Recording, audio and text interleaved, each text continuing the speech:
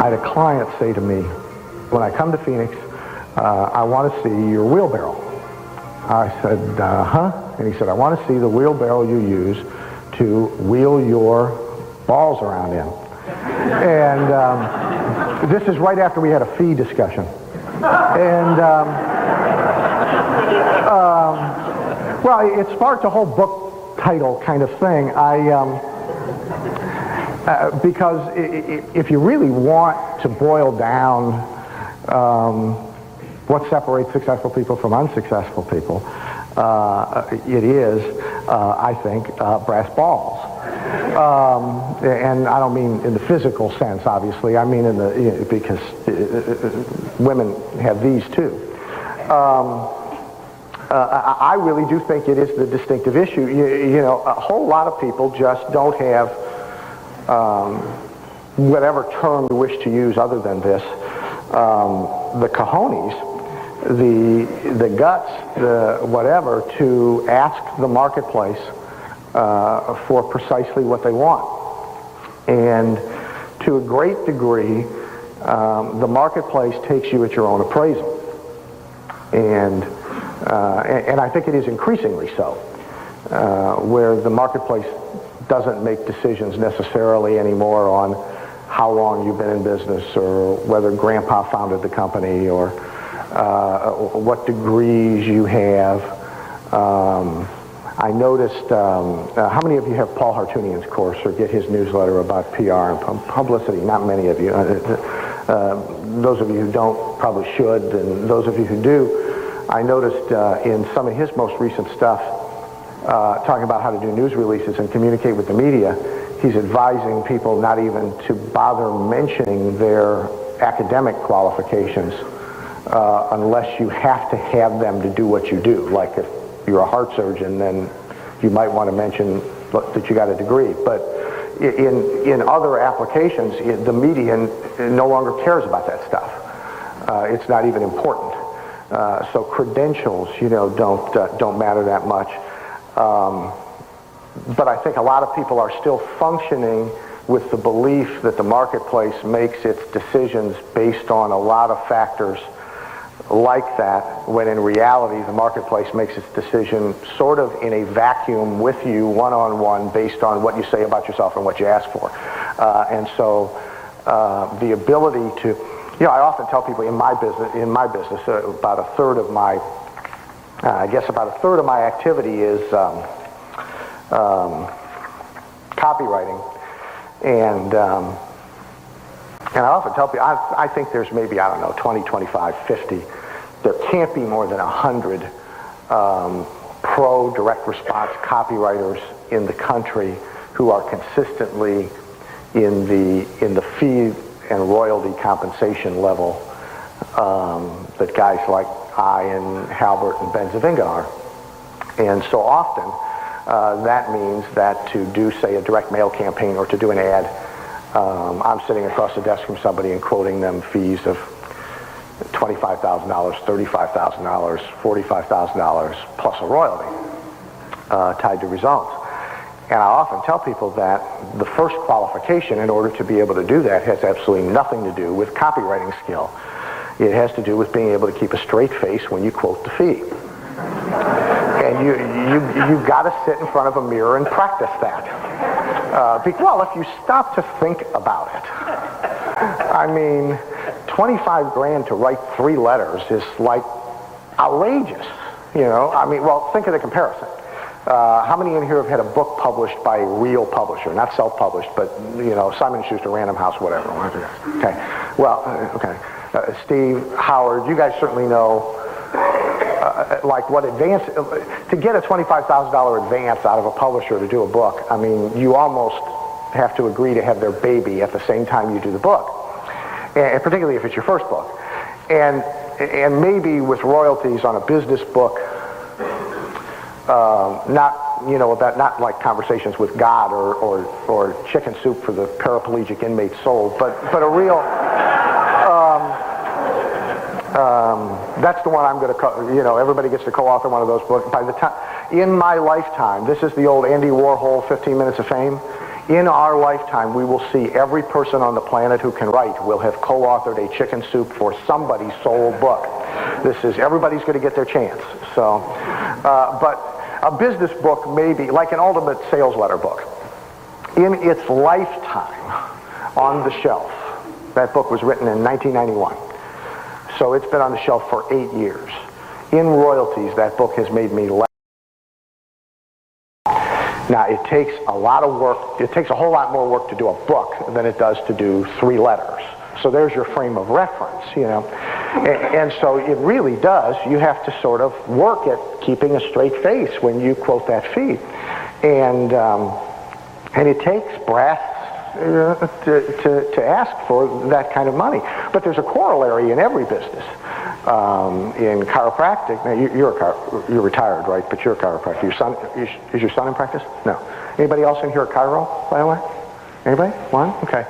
In chiropractic, in the practice management days, we taught how many in here have been to a chiropractor? Raise your hands. Okay, good, wonderful. Then some of you will have seen good report of findings, and some of you will have seen bad report of findings, and a few of you probably got no report of findings. But the report of findings in chiropractic is the sales presentation. In case you didn't know, that's what it is. That's the sales presentation. And a good report of findings is problem, agitate, solve, for those of you that understand formulas. And a good report of findings, its first job is to scare you to death. You must believe at the end of the report of findings that if you don't do certain things, your spine is going to fall out of your body the next time you get out of the car. That's why they show it to you, so you can recognize it when it comes out. And then it's the sales presentation. Well, for years, we taught what's called prepay in chiropractic, which means that after the problem and they agitate the solution, they figure up your whole case. Kind of like a marketing consultant would quote a budget for a program. They say to you, you're going to have to come 14 times a week for the first 3 weeks, and 6 times a week for the next 18 weeks, and 4 times a week for the next, and 4 times a month we're going to have to hang you upside down, and and that all adds up to X. And this is in early 1980s. The doctors who were in our program, the average prepay case was $7,000. And we had to teach these chiropractors how to look a patient in the face and ask them for $7,000. And the same principle, I mean, all kidding aside, we had to put them on video camera and put them in front of a mirror and make them practice this, because otherwise their entire face and body language would give them away. You know, when it came time to ask for the $7,000, the doctor would suddenly look like, you know, an epileptic, terrorized, and you know, because to them that was like, you know, they're charged like $30 a visit, and now and of course all the mental stuff. Nobody will write a check for it. Nobody will put $7,000 on their credit card. Nobody's gonna, you know, and so they have all that in their head, and so this whole issue of asking for what you want. Those who did it and followed the presentation, enormously successful. And although it's not popular in the profession today, there are still probably 10% of the chiropractors where prepay is a significant percentage of their practice. And just as an aside, the patients who prepay generally have a much higher rate of success in terms of getting well than do the pay-as-you-go patients. So there's a patient benefit to all this. Compliance goes up dramatically when they have given you $7,000 as opposed to when they are giving you $30 whenever the hell they bumble into the office. So there's a win-win in all of this. But anyway, so the first brass ball factor is set your price. I did a radio interview two mornings ago, I guess. I forget now, and I got suckered, which is a whole other point we'll talk about in a second. But anyway, I'm on this radio show, and Howard, you do a lot of radio, so you know this is an early morning show in New York. It's probably some obscure, I suspect it's an obscure station, so you know there were 4 people on the panel being interviewed, and my guess would be 8 people listening. It would have been as efficient to just call each one of them and talk to them. But anyway, I'm on the... I do them mostly because it excites the book publisher. They think something's happening. You know, the book publishers love having their authors do radio interviews. When you have a book published, believe me, even if it's a book, you know, a business, but it could be a book, a technical book, like a book for surgeons on how to do bypass operations. They'll still want you to do radio interviews. This is what the publishing industry understands, and they get excited by all this. If you analyze it, it's the most convoluted. You know, you're going to get on a radio show, and maybe 300 going to listen, and then they got to go to a bookstore. It's a convoluted way to sell books. But anyway, I'm on this radio show with these 3 other marketing experts, and to the host's horror, because she's doing this nice, polite, around the invisible round table, and each person answers the same question, you know. And I visualized her sitting there with a little china teapot and a cup of tea, and she's very politely, well, to her horror, I disagreed with all the other 3 guys, and we got in an argument. And one of the things that we instantly got into an argument about was, the discussion was supposed to be about how to do a business plan and how to do a marketing plan. And the advice from the other guys about setting price was, you know, the first thing you have to do is you got to figure out what everybody else is charging for. So you're in a hardware store, you got to go find out what all the other hardware stores are doing, and if you're a printer, you got to go find what all the other printers are doing. And they didn't qualify the advice. And it's not in and of itself bad advice, and for some businesses it's even good advice, but it's also dangerous advice because it has an intrinsic mindset in it. And the intrinsic mindset is, I got to find out what everybody else charges for what I do, and then my choices are, pick the middle. That's what most people will do, pick the middle, or some will say, go in under the market and pick the lowest number. And that's the intrinsic mindset, which the summary of that is my price must be controlled by what my competitors' prices are. And that's a very dangerous mindset because it's complete horseshit. The truth of the matter is you can charge any darn thing you want and get it. There is a market somewhere for every price point, and in almost every business you can justify any price you wish to charge. And you'll find in any market, particularly service-type businesses, not product on a shelf, commodity to commodity, but in service-type businesses, you will find, take a dentist, take a chiropractor, take a carpet cleaner, take a pest control person, take a marketing consultant, name the profession you wish, and go into a market, and I guarantee you will find people with very low prices. You will find people with very high prices. You will find people with prices in the middle. In many cases, you will find the people with the high prices are prospering more than the people are with the low prices. In the restaurant industry, some years ago I had a client, he was already into a different business, but he was one of the co-founders of the Steak and Ale restaurant chain. And they started Steak and Ale during a recession. And their positioning was to come in low, to be able to provide a steakhouse environment and a steakhouse dinner for a relatively low price. And what he said to me, he had already sold his interest in the business and moved on to something else. And what he said to me was the strategy was perfect for the time that we implemented it. But as a long-term strategy, it's a lousy strategy for the restaurant business. Because often it's a lousy strategy for every business because somebody will go lower. So what you really want to be if you're in the restaurant business is you want to be the highest priced guy in your city with the highest margins in your city because there's always a market for the top end, recession or no recession. And he said in retrospect, we took the easy way in and yeah, we made a lot of money and I got out at the right time, but if I wanted to stay in the restaurant industry for my entire life, that's not the strategy I would employ. I think the way you set your price is you may want to do competitive research, you may want to consider all sorts of other factors, but the primary factor ought to be how much money do you want? That ought to be the primary factor. You should set your price based on what you want. And when you are selling time in whole or part, then you really got to give this a lot of thought. Is how much do you want for the time you are going to invest in this thing, whether it's hour for hour counseling somebody or whether it's building a product you're then going to sell, whatever. And you should not be afraid to set high prices. I first started to be concerned about my pricing early in my career when a few times in a row people expressed surprise at how low it was. If you want them in shock, they ought to be in shock about how high it is, not about how low it is. And there's a saying at the racetrack: you never bet enough money on a winning horse. You know, after the race, I say it, and everybody says it. You turn to the people you're sitting with at the table and say, "Should have bet more." Easy decision to make after the race, of course.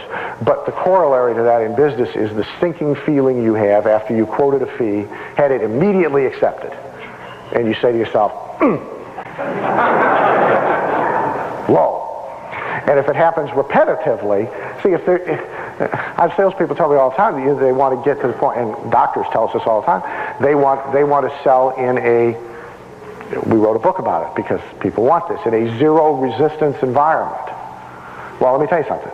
If you're selling in a true zero resistance environment, your prices are too low. If you're not getting any price or fee resistance at all, you're leaving money on the table. So that's not what you want. People think that's what they want. I want to sell in a zero resistance environment. Well, no, you don't. You want to sell in an almost zero resistance environment, but if you don't sense some about your prices,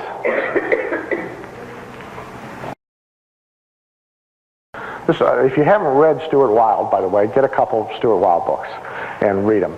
Now, Stuart's sort of out there on the metaphysical side of things, so a lot of what he says some of you will find troubling. I certainly don't. I mean, like Stuart believes you can split yourself in half and teleport half your body around the country. So Stuart also drinks a lot. But a lot of what he says about money is right on. And this principle, when they show up, bill them, is fundamentally this means stop doing anything for free unless you're doing it for very specific strategy. Let me explain the difference. A lot of people give away stuff at random on an ongoing basis, mostly their time. And so you will give away advice, or chiropractor will adjust somebody who comes over for dinner in their living room on the coffee table.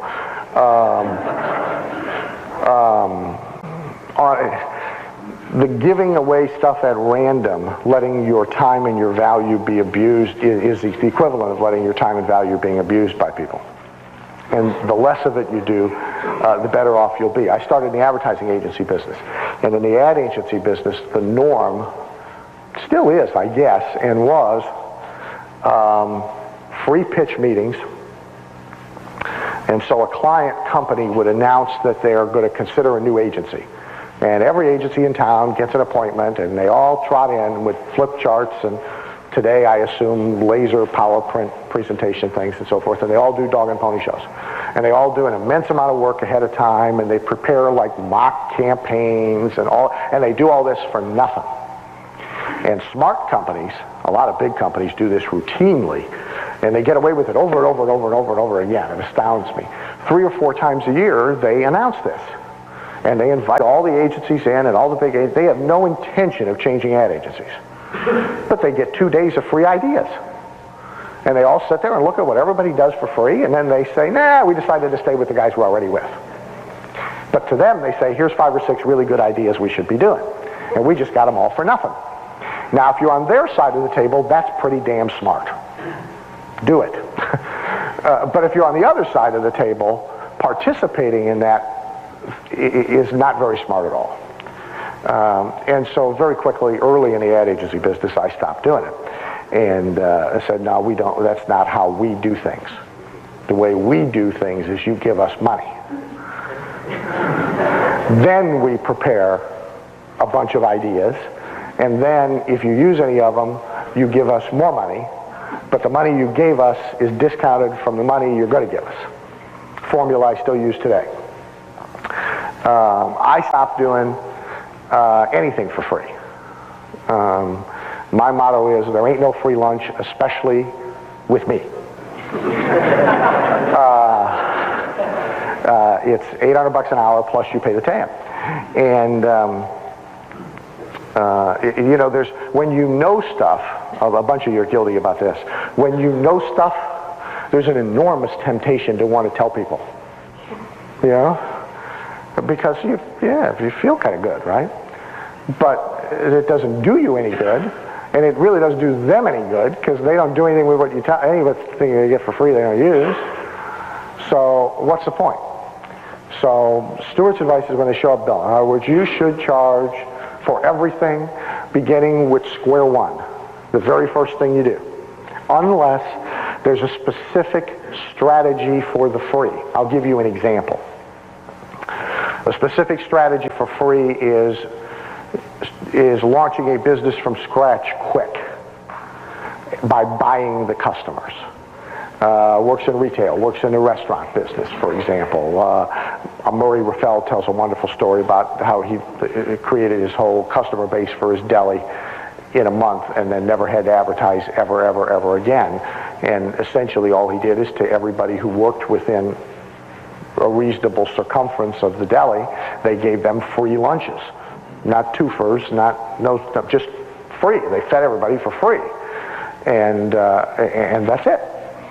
And now there's enough of them that keep coming back, assuming that the food's good and the service is good and all of that, and that's cheaper than building the business slow over a year, 2 years, 3 years, and spending a whole lot of money on advertising. It's cheaper just to buy the customers in the first place in one big lump. Now that's a legitimate strategy for doing free. But when you do free kind of on an ongoing random basis, it's a bad idea, and I suggest you eliminate it. Third, dictate, don't negotiate.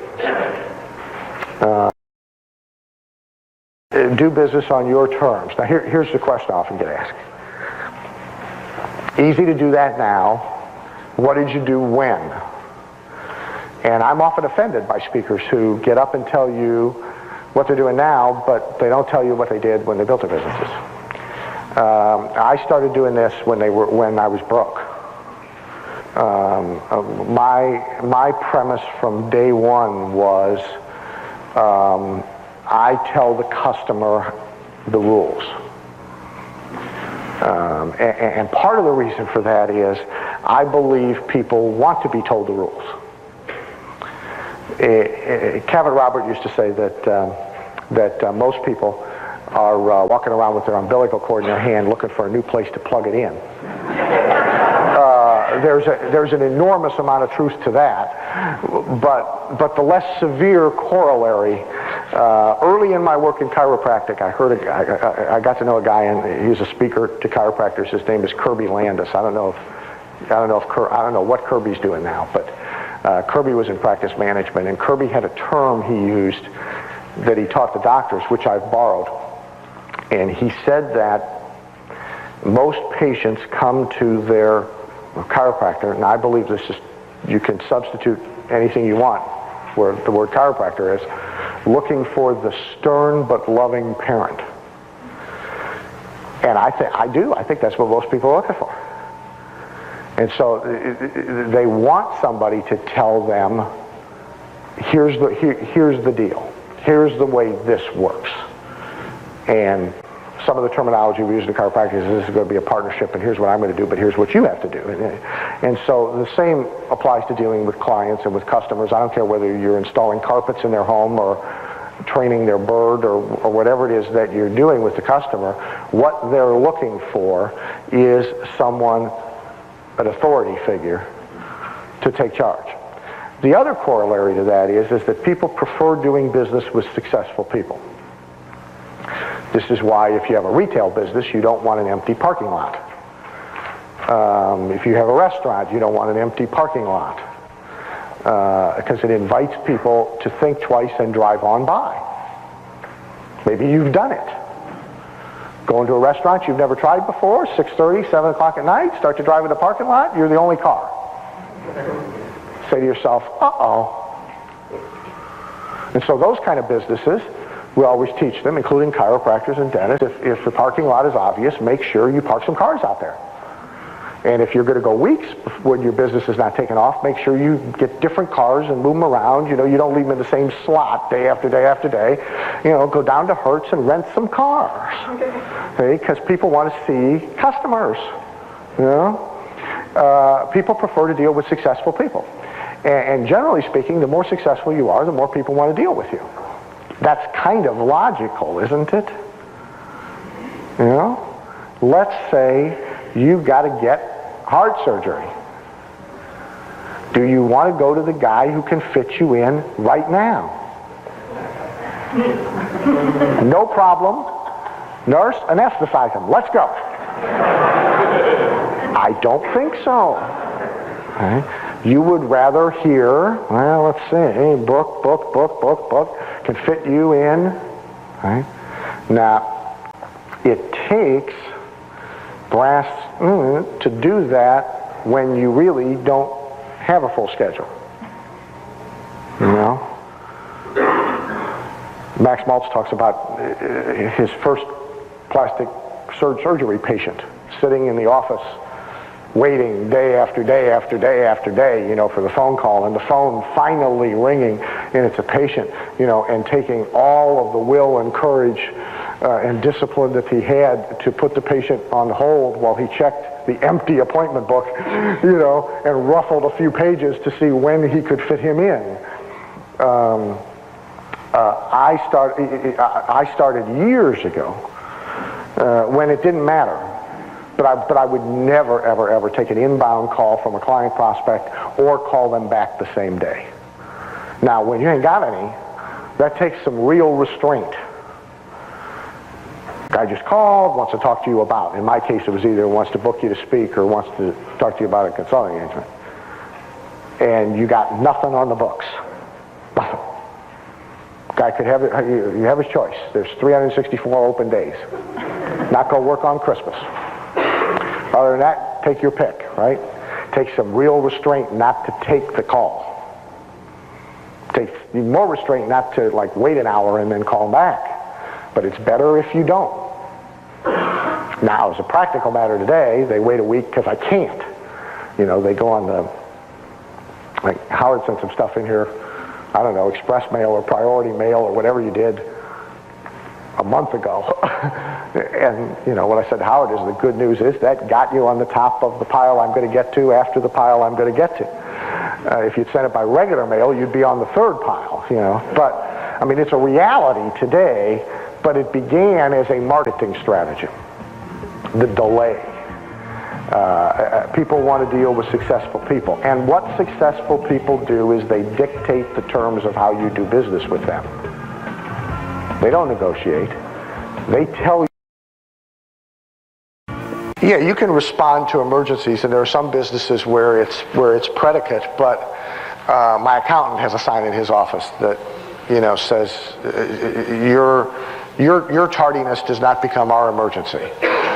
And he's right, you know, and he gets a bigger one made around tax time every year because, of course, everybody goes to their accountant like on the 14th of April.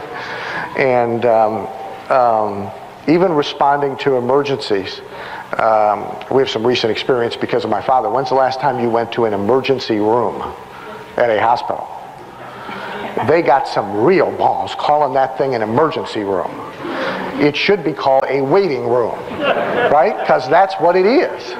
I mean, 90% of the people who came there thinking they had emergencies, the first thing they discover is their definition of emergency don't match the hospital's definition of emergency. You got to like have a spike sticking out of your body and blood spurting up into the air before anybody is going to pay any immediate attention to you.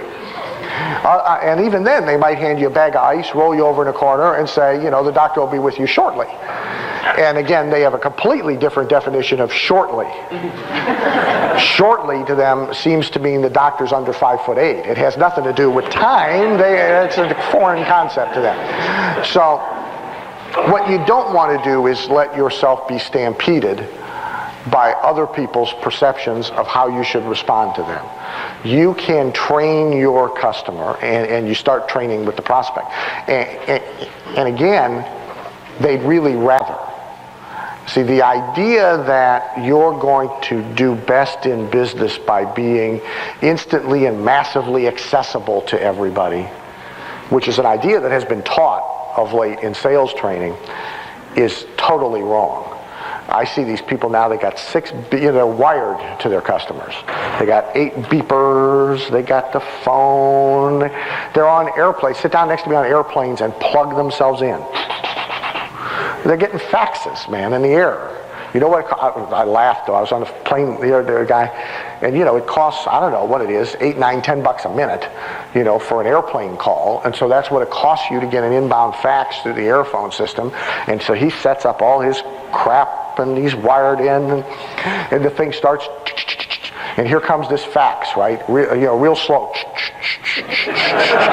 and I'm sitting there thinking, 10, 20, 30, 40, this thing finally ticks out. It's 3 pages long, and it's from about a 4 or 5-year-old girl. It's the drawings from school she brought home today, which she is faxing to Daddy. Maybe that's okay, maybe it's not, but I mean, these people are wired to their customers. They gotta have beepers, gotta have phones, can't let it go 10 seconds without responding to them. Bad thinking in almost any business, because it's bad positioning. And positioning wins out over service most of the time. Fourth. I have a question about that. Mm-hmm. If I walked into a department store and nobody waited on me, I'd turn around and go somewhere else. Yeah, but let me tell you how I would handle it let's assume though you walk into a menswear section of it. I don't want to know about your personal life. Let's assume it's the menswear section. And or you go to, again, this is more than I need to know.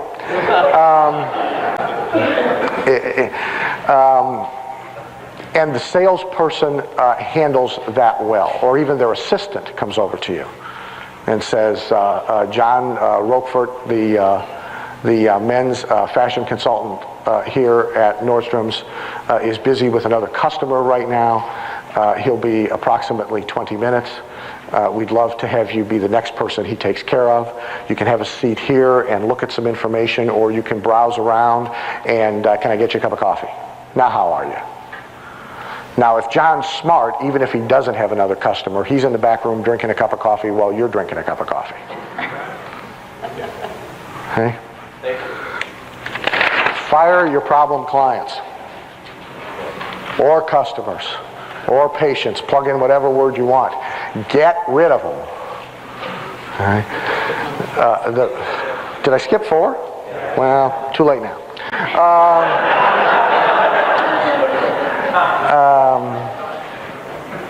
Yeah, I'll tell you an interesting story. I used to do 5-day seminars. That was like the start of my speaking business. And one time before a seminar, a guy comes up to me, and I mean, he's an Indian guy, Indian like American Indian. And he's got the buckskin deal with the beads. I mean, this is exactly, right now he owns a casino somewhere, but he's an Indian. And he's got moccasins, and I mean, the guy, a big hair, ponytail Indian. And he comes up to me and he says, I have something interesting to tell you. Our tribe has a belief that each human is born with a predetermined, and everybody's is different, predetermined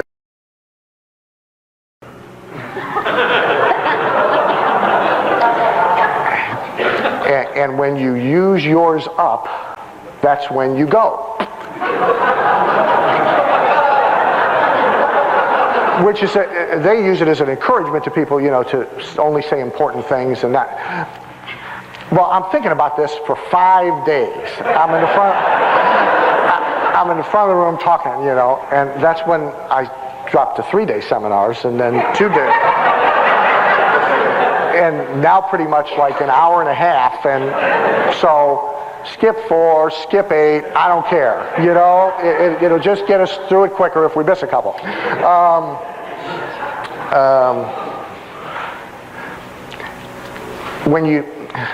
When you get rid of problem customers, clients, or patients, not only does the vacuum fill with better Customers, clients, or patients. And if you're not confident that the vacuum will fill, then that immediately tells you you got marketing problems.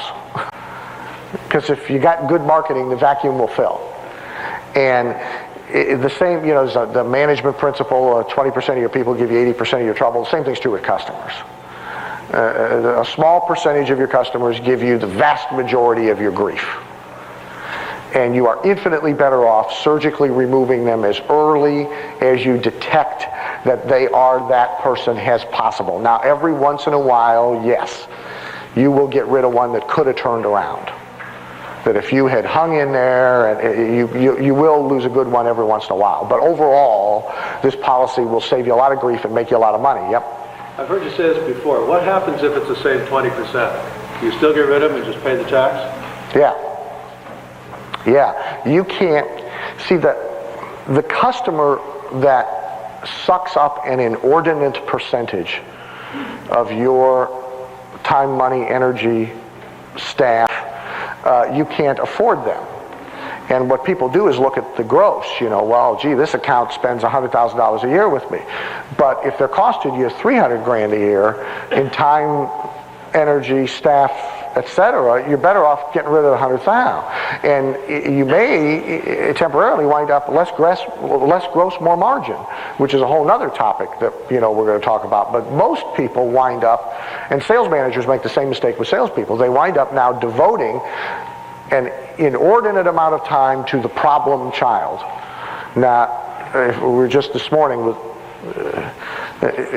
Jeff and I were having a conversation at the table about problem children. The bad news about problem children is you can't fire them. You can send them off to military school, but you're stuck with them, and now they're moving back in. So it's like you never maybe get rid of them. But a problem customer, you can tell, go away. They have the great sign in the restaurant, we reserve the right to refuse service to anybody. You too. This is a great shock to customers, but and you can try and do it in a way that doesn't leave them permanently pissed off.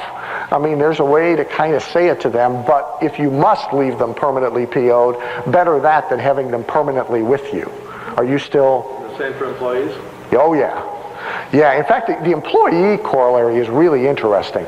What happens when you find the one that is the real problem, it's called the principle of sacrifice.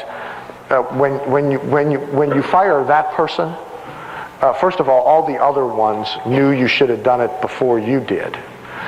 And they give you credit now for they suddenly decide you're not as stupid as they thought you were for the last 3 months. And so temporarily the relationship with everybody else improves. Also, their productivity improves because they realize you will fire somebody. And there are managers who have the philosophy that once every 6 months you got to fire somebody even if everybody's good. Okay? Because that's what keeps everybody else on their toes. I don't know if I buy that, but I think I do. But the 80-20 rule, and maybe it's 90-10, maybe it's 85-15, but it's there in everything. What's the overlap then? I've heard you talk for 5 years. I've been thinking about 80% of your productivity comes from 20% of your people. 80% of your problems come from 20% of the people. You don't want it to be the same 20%. No, you don't want it to be the same 20. So my question is, if it is, you still got to chuck them. Yeah, you still got to chuck them, and you got to try and figure out what caused that unusual situation to occur. Because it's an unusual situation.